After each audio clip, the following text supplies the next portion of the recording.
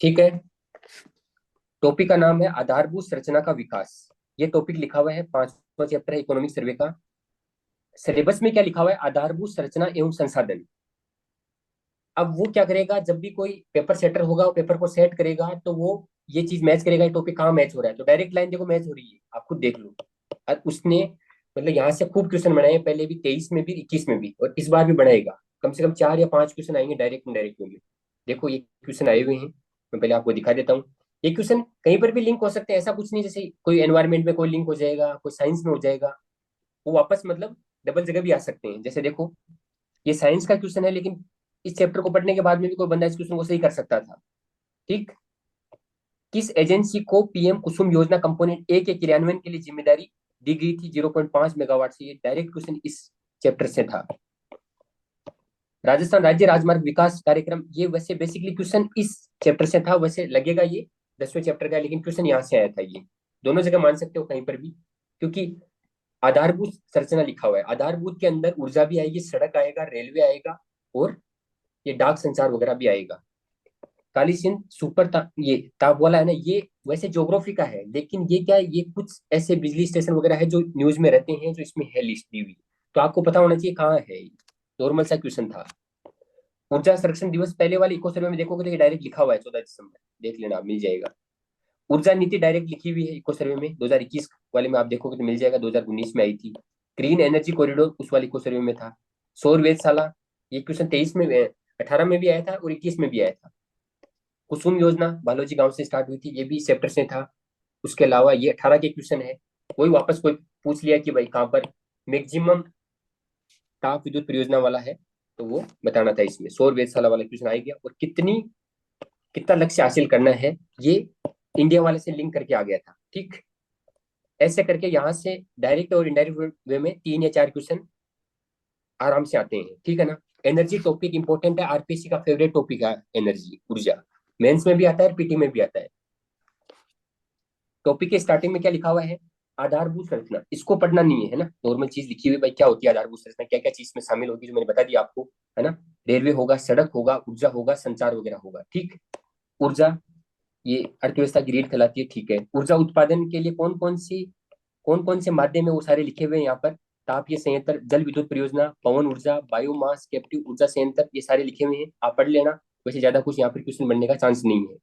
लेकिन जो प्रोजेक्ट यहाँ लिखे हुए हैं, जैसे काली सिंध है, धौलपुर रामगढ़ है, इनको आप है ना जब भी ज्योग्राफी वाला टॉपिक पढ़ो तब एक बार इसको देख लेना। यहाँ जो लिस्ट लिखी हुई है ना, ये ज्यादा इंपॉर्टेंट होती है, वेरी वेरी इंपॉर्टेंट है, तो ये पता होना चाहिए कहाँ क्या है। ठीक। क्वेश्चन आपसे ये पूछ सकता है कि अधिष्ठापित क्षमता मार्च 2024 से कितनी है राजस्थान की ऊर्जा में? तो 24,783.64 मेगावाट है। ये इंपॉर्टेंट डेटा है, यहाँ से क्वेश्चन पूछ सकता है कंफर्म। एक दो क्वेश्चन ऐसे आते हैं बिल्कुल आसान आते हैं, जो सबके सही होते हैं, उनमें ये क्वेश्चन है। उसके अलावा अब ऊर्जा कहाँ कहाँ से आती है? एक तो राज्य की स्वयं की जो परियोजनाएं हैं, जो यहाँ पर दे रखी है, ये डेटा याद नहीं करने का होता है, केवल आप समझ सकते हो कि राज्य की स्वयं की भी परियोजनाएं हैं, जैसे तापीय, जल विद्युत और गैस। केंद्र की भी परियोजनाएं हैं जो राज्य को आवंटित है, इसके चारों का दे रखा है। इसमें कौन कौन से प्लांट काम कर रहे हैं, वो सारी यहाँ लिस्ट लिखी हुई है, देख लेना आप। ये क्वेश्चन पूछे थे तो मैंने बता दिया आपको। उसके अलावा जो राजस्थान रिन्यूएबल एनर्जी कॉर्पोरेशन है वो, और निजी क्षेत्र के कौन से पवन, बायोमास और सौर ऊर्जा के प्रोजेक्ट चल रहे हैं, परियोजना चल रही है, वहां वहां से कितनी ऊर्जा का उत्पादन होता है, वो लिस्ट यहाँ लिखी हुई है। इंपॉर्टेंट नहीं है, जो डेटा इंपॉर्टेंट है वो आगे लिखा हुआ है, वो याद करना है आपको। ठीक। प्रसारण तंत्र प्रणाली है, इसमें ये डेटा याद रख सकते हो कि इतना सर्किट किलोमीटर का हो गया है, लगभग लगभग 44,232 सर्किट किलोमीटर। ये डेटा इंपॉर्टेंट है। पता नहीं पूछ ले, वैसे पूछेगा तो नहीं, लेकिन एक बार आप दिमाग में रख लेना, ठीक है ना, कि 44,000 के आसपास कुछ डेटा है। ऑप्शन बहुत दूर दूर देता है, जब भी कोई नया क्वेश्चन आता है तब ऑप्शन दूर देता है, जब क्वेश्चन रिपीट होता है तब नजदीक जाता है ऑप्शन। ठीक है ना। बाकी नहीं पूछेगा ये कुछ भी आपसे। ये इन्फॉर्मेशन लिखी हुई है कहाँ पर कितना इकाई वगैरह हुआ, कितने सब स्टेशन है, कितना प्रसारण नेटवर्क वगैरह है ना। कोई मतलब नहीं है इनका। ऊर्जा की उपलब्धता है उपभोग, इसमें आपसे ये है कि भाई 11,204 यूनिट हो गई है। ये भी डेटा वैसे पूछने का चांस कम है, लेकिन फिर भी एक दिमाग में रख लेना, भाई ऊर्जा की उपलब्धता, भाई इतनी यूनिट हो गई है, इतनी उपलब्धता, इतना उपभोग हो रहा है। ठीक। और ये इतने परसेंट वृद्धि हुई है 17 से, 16-17 से लेकर 23-24 तक। ये दो डेटा नए हैं, तो एक बार थोड़ा माइंड में हल्का सा रख लेना, भाई 11,000 और 61%, बाकी चांस कम है पूछने का। अभिनव योजनाएं, जो नई नई योजनाएं है उसमें देखो ये योजना थोड़ी इंपॉर्टेंट है कि स्मार्ट ट्रांसमिशन नेटवर्क एवं परिसंपत्ति प्रबंधन प्रणाली का क्रियान्वयन। ये कौन कर रहा है? राजस्थान विद्युत प्रसारण निगम, ये कंपनी है जिसने ये एक नया सिस्टम लेकर के आई है। तो एक दिमाग में रहना चाहिए भाई कौन कर रहा है इसको। ये ऑप्शन में दे देगा, जैसे रिन्यूएबल वाला ऑप्शन में दे देगा, अक्षय ऊर्जा वाला, विद्युत प्रसारण वाला। तो विद्युत प्रसारण वाला आंसर करना है, क्योंकि ट्रांसमिशन नेटवर्क वगैरह दे रखा है, नाम से क्लियर हो रहा है। ने स्मार्ट ट्रांसमिशन नेटवर्क एवं परिसंपत्ति प्रबंधन प्रणाली को लागू करने का निर्णय किया है।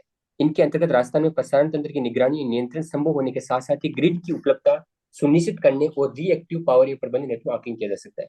या तो ऑब्जेक्टिव पूछ लेगा, ऐसा कुछ पूछ सकता है आपसे। अब आगे लिखा हुआ है कि निजी क्षेत्र की भागीदारी से प्रसारण तंत्र एवं विद्युत उत्पादन परियोजनाओं में कैसे विकसित हुआ, वो सब कुछ यहाँ लिखा हुआ है, याद नहीं करना है, नॉर्मल ऐसे पॉइंट लिखे हुए हैं ना।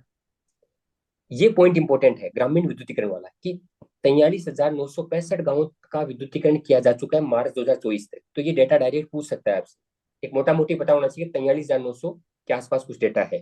ठीक, कृषि कनेक्शन ये कुछ नहीं पूछेगा। कुसुम योजना पर क्वेश्चन वैसे पूछ लिया, लेकिन फिर भी पूछ सकता है, स्कोप है। उसके अलावा एक नई स्कीम आई है जो आगे है, पीएम सूर्य घर मुफ्त बिजली योजना। मतलब 99.99% चांस है कि इस पर क्वेश्चन आएगा इस बार, क्योंकि नई स्कीम है और बीजेपी गवर्नमेंट है, और सेम ये सेंट्रल गवर्नमेंट की स्कीम है जो यहाँ पर भी इम्प्लीमेंट है, इसलिए क्वेश्चन आने का चांस है। ठीक, अब देखो पीएम कुसुम योजना है, उसके दो कंपोनेंट है, ए और सी वाला। इस कंपोनेंट सी पर 23 में क्वेश्चन पूछा था, जो आपने अभी देखा। इसमें क्या सिस्टम होता है? सौर पंप और ग्रिड से जुड़े सौर ऊर्जा संयंत्रों की स्थापना के उद्देश्य से भारत सरकार द्वारा किसान ऊर्जा उत्थान एवं सुरक्षा उत्थान उत्थान महाअभियान, इसकी फुल फॉर्म पूछ सकता है। पहले कुसुम का मतलब क्या है? किसान ऊर्जा सुरक्षा एवं उत्थान महाअभियान। ठीक, पहला क्वेश्चन, इजी क्वेश्चन। दूसरा क्वेश्चन, ये कौन सा मिनिस्ट्री है, इसका नोडल मिनिस्ट्री कौन सी है? तो नवीन एवं नवीकरणीय ऊर्जा मंत्रालय। दूसरा, तीसरा, इसके दो कंपोनेंट है, ए और ये सी। इसको समझने का ए ऐसे है कि जैसे मान लो किसी बंदे का खेत यहाँ है, उसके पास में एक ऐसा सब स्टेशन होना चाहिए 33/11 का, और उसकी एरियल डिस्टेंस है वो लगभग 5 किलोमीटर होनी चाहिए, तब ये बंदा एलिजिबल है इस प्लांट को लगाने के लिए। उसके बाद में क्या होगा, जैसे ये प्लांट लगेगा 25 वर्षों तक ये डील हो जाएगी कि ये किसान जो सोलर प्लांट लगाएगा उससे ये बिजली बेचेगा सरकार को, और उसके बदले में पर यूनिट 3.5 रुपए है वो उसको मिलेगा। ठीक, और जितनी बिजली वो यूज लेना चाह रहा है उतना पैसा खर्चाएगा, और बाकी है वो उसको बेच देगा। ये प्रॉपर पूरी इसकी मॉनिटरिंग होती है, सारा सिस्टम पूरा टेक्निकल सिस्टम है। ठीक, और इसमें कितना होगा, कितना का प्लांट लगेगा वो लिखा हुआ है, जो क्वेश्चन पूछा था। केंद्र सरकार की पीएम कुसुम योजना के कंपोनेंट ए के तहत राजस्थान अक्षय ऊर्जा निगम द्वारा 33/11 किलोवाट सब स्टेशन के 5 किलोमीटर की परिधि, मतलब एरियल डिस्टेंस 5 किलोमीटर होना चाहिए, तभी वो एलिजिबल माना जाएगा, वरना एलिजिबल नहीं होगा। उसकी लिस्ट वगैरह सब स्टेशन की वेबसाइट पे दे रखी है। में 0.5 मेगावाट से 2 मेगावाट क्षमता तक के विकेंद्रीकृत सौर ऊर्जा संयंत्र स्थापित करने हेतु इतने लोगों ने आवेदन किया, इतना वो अप्रूवल हो गया। ये सब याद नहीं करना है, ये पता होना चाहिए कि 0.5 मेगावाट से लेकर के 2 मेगावाट क्षमता तक के लिए ये कंपोनेंट एक काम करता है, जिसमें राजस्थान अक्षय ऊर्जा निगम है वो एक नोडल एजेंसी है राजस्थान सरकार की, और भारत सरकार का एक प्रोजेक्ट है कुसुम योजना। ठीक, अब है कंपोनेंट जो सी, जो एग्जाम इस बार आपसे पूछ सकता है। इसमें क्या है? मिनिस्ट्री वही है, नवीन एवं नवीकरणीय ऊर्जा मंत्रालय। इसका जो घटक सी है उसमें ये बात बोली गई है कि सेम बात यही है। अब इसमें ये होगा कि जो भी कंपनी लगाना चाहे, जैसे मान लो कोई बंदा किसान है, वो कांटेक्ट करना चाहता है किसी कंपनी से, तो कंपनी लगा देगी, कंपनी उसका उसके बदले में उसको किसान को क्या दे देगी, पैसा दे देगी, भाई ये इतना पैसा, और वो सारा काम कंपनी करेगी। तो दोनों को एक प्लेटफॉर्म उपलब्ध करवाने के लिए ये वेबसाइट है, इसका नाम है सौर कृषि आजीविका योजना। यहाँ पर दोनों को वो टाइप होगा एक तरह से, और सेम सिस्टम, ये कंपोनेंट एक ही तरह ही है इसमें, और ये शायद 7.5 HP तक के लिए वैलिड है, ऐसा कुछ है इसमें डेटा, है ना। अब इसको एक बार पढ़ लो। पीएम कुसुम योजना के घटक सी के तहत फीडर लेवल सोलराइजेशन के कार्यान्वयन के लिए दिशा निर्देश जारी किए गए, जिसमें क्षमता के ग्रिड से जुड़े सौर ऊर्जा संयंत्र वार्षिक जरूरतों को पूरा कर सकते हैं। इनका कोई मतलब नहीं है पढ़ने का, ये दिमाग में रखो आप। 2 लाख, कई 10 सैकड़ा 10,000 2 लाख पंप सेटों को सौर ऊर्जाकृत करने का लक्ष्य, ये डेटा इंपॉर्टेंट है, ये याद रखना है आपको। उसके अलावा क्या, अब ये कंपोनेंट जैसे लागू हुआ ना, राजस्थान सरकार ने लागू किया, तो उसने इसका नाम यहाँ पर क्या रखा है, सौर कृषि आजीविका योजना नाम रखा है, जिसकी वेबसाइट ये है। ठीक, ऑनलाइन पोर्टल विकसित किया गया, जहां इच्छुक किसान भूस्वामी सौर ऊर्जा संयंत्र की स्थापना के लिए उद्देश्य से प्रस्तावित उपकेंद्रों की चीनी सूची के पास अपनी भूमि का पंजीकरण करा सकते हैं। ठीक भाई, उस पर सारा सब स्टेशनों की लिस्ट है, अपनी भूमि का वो है, तो वहां पर डायरेक्ट आपस में काम कर सकते हैं ऐसा। आगे है पीएम सूर्य घर मुफ्त बिजली योजना। इसमें क्या है, इसमें डेट इंपॉर्टेंट है, इसकी डेट इंपॉर्टेंट है। माननीय प्रधानमंत्री जी द्वारा दिनांक 13 फरवरी 2024 को पीएम सूर्य घर योजना के अंतर्गत हर महीने 300 यूनिट तक का मुफ्त बिजली उपलब्ध कराने के लिए 1 करोड़ घरों पर सौर संयंत्र स्थापित करने की घोषणा की गई है। अब ये जो आपका इंडियन इकोनॉमी वाला जो चैप्टर है ना, वहां पर ये क्वेश्चन पूछ सकता है, इंडियन इकोनॉमी में पूछ सकता है क्वेश्चन। तो आपको इसमें डेट याद रखनी है, ये यूनिट याद रखनी है, उसके अलावा इस पे कितने का टारगेट रखा गया है। तो 1 करोड़ घरों पर है ना भाई, वो खुद की बिजली खुद ही उसका प्रोडक्शन करें। और इस योजना में कितने करोड़ का बजट का प्रावधान किया, बजट सबका याद नहीं रखना होता है, केंद्र सरकार की योजना को तो बहुत कम का बजट याद रखना होता है। बजट उनका याद रखना होता है जहां पर फिक्स डिजिट हो, जैसे ऐसे 75,000 करोड़, ये अमाउंट बहुत बड़ा अमाउंट होता है।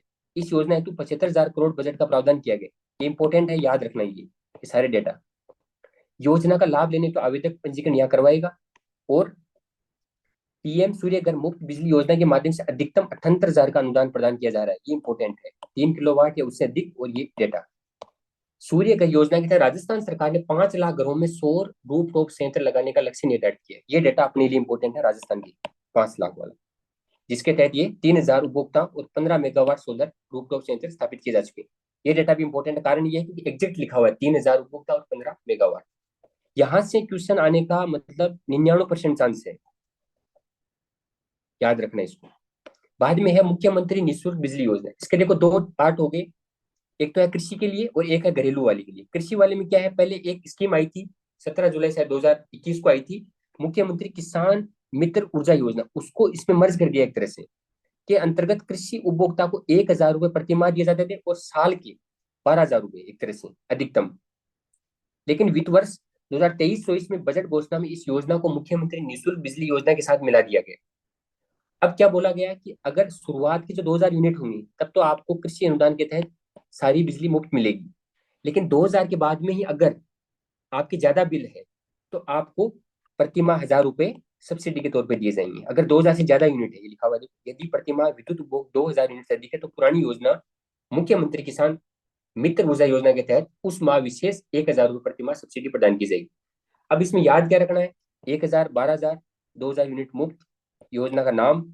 और ये याद रखना है कि ये योजना है ना जून 2023 से उसके बाद जितना भी बिल आया है ना उस पर लागू होगी।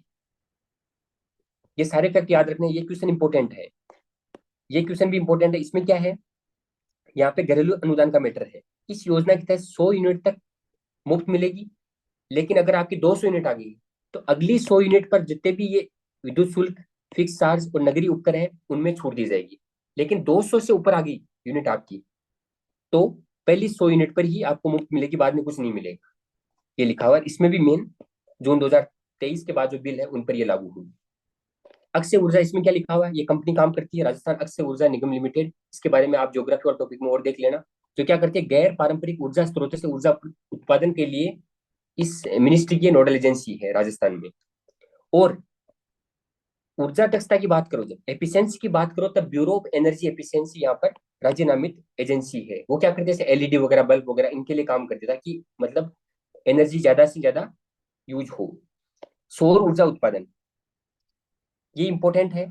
यहाँ पर क्या है, राजस्थान अधिकतम सौर विकिरण तीव्रता वाला लगभग 6 से 7 किलोवाट प्रति घंटा वर्ग मीटर प्रतिदिन अधिकतम सौर दिवस, मतलब कहने का मतलब है कि 6 से 7 किलोवाट अगर आप 1 घंटे 1 वर्ग किलोमीटर में प्रतिदिन अगर एनर्जी का प्रोडक्शन हो तो इतना प्रोडक्शन हो जाएगा लगभग, ठीक है ना। और ये 325 दिन तक एवरेज रहता है पूरे राजस्थान में, अगर मोटा मोटी देखा जाए 325 दिनों तक सोलर का उत्पादन किया जा सकता है, अच्छा उत्पादन होगा। एवं कम औसत वर्षा के कारण, ये सारे मतलब कारण बता रहा है कि इन कारण की वजह से यहाँ पर उत्पादन ज्यादा होता है और अपन फर्स्ट पोजीशन पर है। और इतनी क्षमता लगभग 142 गीगावाट क्षमता की कैपेसिटी है राजस्थान में, ये डेटा इंपॉर्टेंट है। तो बहुत बार पूछा हुआ भी है, ये पूछ सकता है, नॉर्मल डेटा है, बहुत बार आ गया ये तो हर एक क्वेश्चन में आता है। अब इसमें ये डेटा याद रख लेना आप, राज्य ने माह 2025 में मार्च 2024 तक रूफ टॉप संयंत्रों एवं ऑफ ग्रिड संयंत्रों के अलावा 19,459 मेगावाट क्षमता के सौर ऊर्जा संयंत्र स्थापित किए जा चुके हैं। अब इंपॉर्टेंट क्वेश्चन जो अगला पीएम सूर्य घर मुफ्त योजना के तहत के अलावा एक्स्ट्रा क्वेश्चन जो मैं बता रहा हूँ कि 99% चांस आने का, वो है ये राजस्थान अक्षय ऊर्जा नीति कब आई, ये पूछ लेगा, या तो ईयर पूछ लेगा, नॉर्मल क्वेश्चन बेसिक ईयर ही पूछेगा, वैसे ज्यादा नहीं जाएगा। फिर भी अगर ज्यादा जाए तो आपसे पूछेगा इसका टारगेट कितना है, 90 गीगावाट का टारगेट है इसका। कब तक चलेगी, 29-30 तक चलेगी। टारगेट को 3 भागों में डिवाइड किया, 65, 15 और 10। 65 है जो केवल सोलर के लिए है, 15 है वो सोलर प्लस पवन दोनों का हाइब्रिड वाला है, और 10 है वो जल विद्युत के लिए। तो ये डेटा आपको याद रखना, ये बहुत इंपॉर्टेंट है। उसके अलावा इसकी डेट देखो लिखी हुई है यहाँ पर, 6 अक्टूबर 2023, इन्होंने खुद ने दिए डेट। भाई मेरे को याद करो आप, तो ये डेट याद रखनी है आपको, क्योंकि उन्होंने खुद ने मेंशन की है, ये पूछने के लिए की एक तरह से, ऐसे मान लो हाइड्रोजन नीति 29 सितंबर 2023 को जारी की गई है। ये दोनों डेट याद होनी चाहिए, और दोनों का टारगेट पता होना चाहिए, ईयर पता होना, ईयर तो 23 ही है दोनों का। टारगेट इसका 90 गीगावाट है, इसका 2000 केपीटीए है। इन दोनों के बारे में कोई एक्स्ट्रा इन्फॉर्मेशन होगी तो मैंने ग्रुप पे अपलोड पहले भी कर रखी है, और मैं कर दूंगा एक बार। लेकिन इन दोनों से कन्फर्म क्वेश्चन आना है। अगला लिखा है सोलर पार्क के मेगा सोलर पावर प्रोजेक्ट का विकास। ये बड़ला के 4 प्रोजेक्ट हैं, पिछले 4-5 सालों से आ रहे हैं इको सर्वे में। वैसे यहाँ से क्वेश्चन बनने का चांस कम है, लेकिन फिर भी एक बार देख लो। 4245 मेगावाट क्षमता का है ये बड़ला वाला, 22×44 और 145, ऐसे करके याद कर लेना, डबल है लगभग इसका। बड़ला सोलर पार्क का फेज फर्स्ट है वो 65 मेगावाट का। कौन सी कंपनी है देख लेना यहाँ पर, बड़ला। ये इसका सेकंड फेज है 680 का, थर्ड फेज है 1000 का, और चौथा है 500 का। ठीक, यहाँ पर चांस कम है क्वेश्चन का, लेकिन फिर भी एक बार हल्का फुल्का आइडिया रखना। Renewable energy service company RESCO mode solar rooftop योजना। ये क्या है, जैसे जितने भी राजकीय भवन है, जितने भी आपने बिल्डिंग देखते हो सरकारी भवन, उनके ऊपर ये सोलर रूफटॉप वगैरह लगाया जाए, ताकि वहां पर ऊर्जा का वहीं पर ही उत्पादन हो, वहीं पर कंजक्शन हो। ठीक है ना, तो ये चीजें आपको याद रखनी है, और इसके लिए कंपनी ये काम कर रही है। ठीक, पीएम कुसुम योजना कंपोनेंट ए, ये वापस वही आ गया है ना यहाँ पर। ठीक, वही है 0.5 किलोमीटर की रेडियस पर, और 0.5 से 2 मेगावाट क्षमता की। ठीक, पवन ऊर्जा में क्या है, पवन ऊर्जा में national institute of wind energy के द्वारा एक अध्ययन किया गया। उस अध्ययन में पाया कि राज्य में पवन ऊर्जा की जो 150 मीटर की ऊंचाई, पहले वाले इको सर्वे में 120 मीटर की बात की गई थी, यहाँ पे डेटा चेंज किया इन्होंने इस बार, ताकि हम और चीजें दिखाएं। तो 150 मीटर की ऊंचाई पर लगभग 284 गीगावाट क्षमता की, मतलब इतना पोटेंशियल है राजस्थान के पास में, एक तरह से सोलर से भी ज्यादा हो गया है। तो ये क्वेश्चन आपसे पूछ सकता है, अगला क्वेश्चन, जो मतलब नया डेटा आया एक तरह से। और मार्च 2024 तक, ये भी इंपॉर्टेंट है, 5209 मेगावाट। ठीक, बायोमास, इसका क्वेश्चन मेंस में आया था। अक्षय ऊर्जा की विभिन्न स्रोतों में बायोमास ऊर्जा भी स्वच्छ ऊर्जा का महत्वपूर्ण स्रोत है। राजस्थान राज्य में ये पूछा था 21 में, ये क्वेश्चन 21 में आया था राजस्थान, मतलब मेंस में। राजस्थान राज्य में बायोमास ऊर्जा की महत्वपूर्ण स्रोत क्या है, इसे पूछा था, तो उसका आंसर इतना ही लिखना था, सरसों की तूड़ी और बिलायती बबूल। और मैंने ये केवल 2 ही नाम लिखे थे आपको, और 2 में से 2 नंबर दिए थे उन्होंने। अब बाकी उन्हें ये भी लिखे थे, और चीजें भी लिख दी थी, तो वो उनको लगा भाई इसको क्लियरिटी नहीं है, जिसने ये 2 ही नाम लिखे ना केवल, उनको पूरे में पूरे नंबर दिए थे। इसलिए इंपॉर्टेंस होती है, अगर आपने ऑथेंटिक सही जगह से पढ़ा तो आप सही चीज लिखोगे, है ना। ठीक है, इस बार क्या पूछा इन्होंने, इस बार इन बायोमास संयंत्रों के नाम पूछ लिए ज्योग्राफी में, जो यहाँ नहीं दिए हुए। राज्य में मार्च 2024 तक इतनी मेगावाट क्षमता के 14 बायोमास संयंत्र स्थापित किए गए, जिनमें से 28 मेगावाट क्षमता के 2 संयंत्र वर्ष 2022 वर्ष 2012 से बंद है, और वर्तमान में 105 मेगावाट क्षमता के 8 बायोमास संयंत्र की स्थापना कार्य प्रगति पर है। ये नॉर्मल डेटा पूछ सकता है, 8 काम कर रहे हैं अभी, और उनका इतना पोटेंशियल है। अब वापस अगेन इन्होंने डेट दी है और ईयर दिया है, और नीति दी है, बायोमास एवं वेस्ट टू एनर्जी नीति 2023 कब आई, 29 सितंबर 2023 को। Very very important. अक्षय ऊर्जा संरक्षण कार्यक्रम में, इसमें वो दिवस इस बार इसमें नहीं दे रखा, जो पूछ लिया था 14 दिसंबर को। इसमें भी इंपॉर्टेंट क्वेश्चन है। राजस्थान सरकार ने मई 2023 में राजस्थान ऊर्जा संरक्षण भवन संहिता एवं RECBC नियम 2023 अधिसूचित किए हैं। जो भी भाई क्या भवनों के लिए क्या सिस्टम होगा, कैसे मतलब रिन्यूएबल एनर्जी का कैसे संरक्षण हो सकता है, उस टाइप के कोई नियम जारी किए हैं 2023 में। तो ये ईयर पूछ सकता है अभी कब जारी हुई, तो ऑप्शन दे देगा ऐसे 2002, 3, 10, तो आप 10 करके या 2 करके बता देना। 23 आंसर है, ये लिखा हुआ है। ये नया डेटा है, जो भी मैं आपको बातें बता रहा हूँ ना, ये डेटा क्योंकि मेरा इको सर्वे जैसे 3-4 साल से पढ़ रहा हूँ, तो मुझे पता है भाई कौन सा ये नया डेटा है जहाँ पर वो वार करेगा। ये क्वेश्चन पूछेगा, या ये पूछेगा, या जो दो नीति मैंने ऊपर बताई वो पूछ लेगा, या वो पीएम सूर्यगर वाला पूछ लेगा। ठीक, एनर्जी वाला टॉपिक क्लियर मोटा मोटी? आवाज तो आ रही है ना? यस सर, आ रही है। कहीं अकेला ही बोल रहा हूँ। सड़क है ना, सड़क वाला डेटा क्या है? सड़क वाले में बहुत कम चांस है क्वेश्चन पूछने के, जो पूछने लायक है वो ये है, ये डेटा पूछेगा आपसे। फिर भी एक बार देख लेते हैं। इसमें देखो ये है ना, बठिंडा अजमेर ग्रीनफील्ड एक्सप्रेसवे निर्माण तेजी लाने, ये जो जितने भी ग्रीनफील्ड एक्सप्रेस जो न्यूज में रहे ना, वो सुजस में दिए हुए हैं। एक जगह मैंने कलेक्शन इनका किया था, वो मैं अपलोड करूंगा, वो याद रखना। यहाँ पर कुछ भी बाद में क्लिक, मतलब एकदम पूरा सही ढंग से क्लियर नहीं किया इन्होंने, मतलब आधा यहाँ लिख दिया, फिर एक दो पॉइंट आगे लिखा है इन्होंने, इसलिए मैं उनको एक साथ अपलोड कर दूंगा, ठीक है ना। यहाँ पर डेटा जो इंपॉर्टेंट है वो ये है, 31 मार्च 2023 तक राज्य के प्रति 100 वर्ग किलोमीटर, मतलब 100 वर्ग किलोमीटर को देखोगे तो वहां पर सड़कों का घनत्व है वो लगभग लगभग 88.18 है। ये इंपॉर्टेंट क्वेश्चन है, पूछ सकता है। ठीक, बाद में लिखा हुआ है जो राष्ट्र का मतलब पूरे देश का देखोगे तो वो 165.24 है, जो आपसे नहीं पूछेगा, लेकिन याद रखना है कई बार क्या होता है जैसे इंडियन ज्योग्राफी में पूछ ले, क्योंकि वहां पर राष्ट्रीय राजमार्ग उन्होंने कुछ मेंशन कर रखा है, परिवहन गलियारे वगैरह, चांस कम है लेकिन फिर भी याद रखना ये, ठीक। अब आओ यहाँ पर 5 डेटा लिखे हुए हैं जिनमें आपको 4 याद रखने हैं। राष्ट्रीय राजमार्ग ये पूछेगा, पूछ सकता है, जो आपको याद होगा 10,000 है लगभग, इतना ही याद रखना है, 10,000 है, पूरा डेटा मत याद रखना, आगे वाला छोड़ दो, केवल 10,000 है। राज्य राजमार्ग है 17 है। मुख्य जिला सड़कें नहीं पूछेगा, अन्य जिला सड़कें नहीं पूछेगा, ग्रामीण सड़कें पूछ सकता है, 1,91,000, और टोटल पूछ लेगा 3 लाख, टोटल वाला, ग्रामीण वाला, राज्य वाला और राष्ट्रीय वाला। ठीक, उसके बाद में लिखा हुआ है, ये कोई मतलब नहीं है भाई कौन काम करता है ना।